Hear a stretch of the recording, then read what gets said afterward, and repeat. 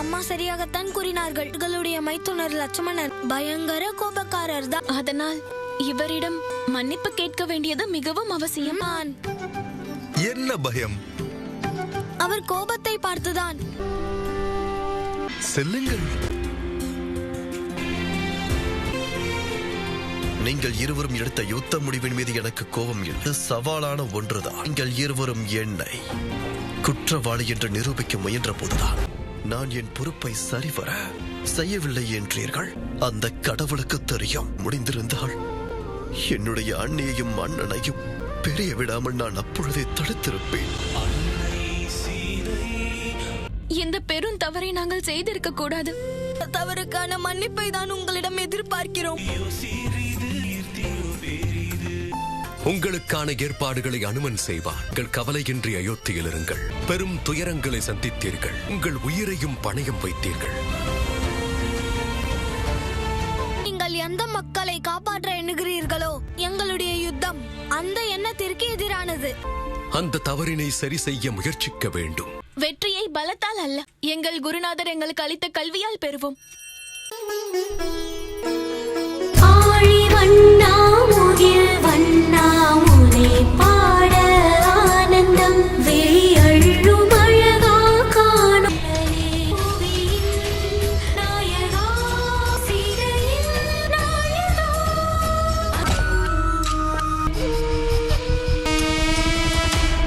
நீங்கள் விளையாடிய விளையாட்டை இன்று முழுமையாக நிறைவு செய்யும் வேளை நெருங்கிவிட்டது அண்ணா.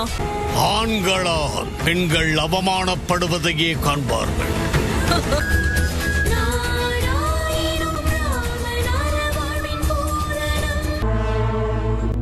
அற்புதம்!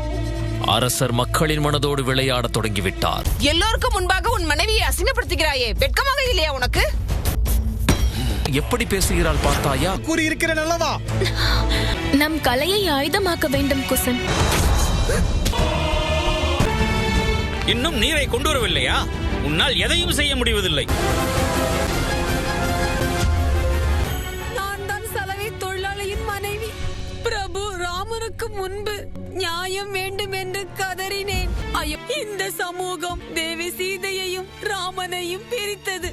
பிரபு ராமர் அவர் நினைத்தால் அரசாணையை பிறப்பித்து அனைத்தையும் சரி செய்து இருக்கலாம். இந்த பிரிவை சகித்துக் கொண்டிருக்கிறார். நான் ஒரு சாதாரண சலவை தொழிலாளியின் மனைவி. நாங்கள் அம்மா வென்று உதட்டளவில் அழைக்கவில்லை, மனதார உங்களை அம்மாவாக நினைத்துத்தான் அப்படி அழைத்தோம்.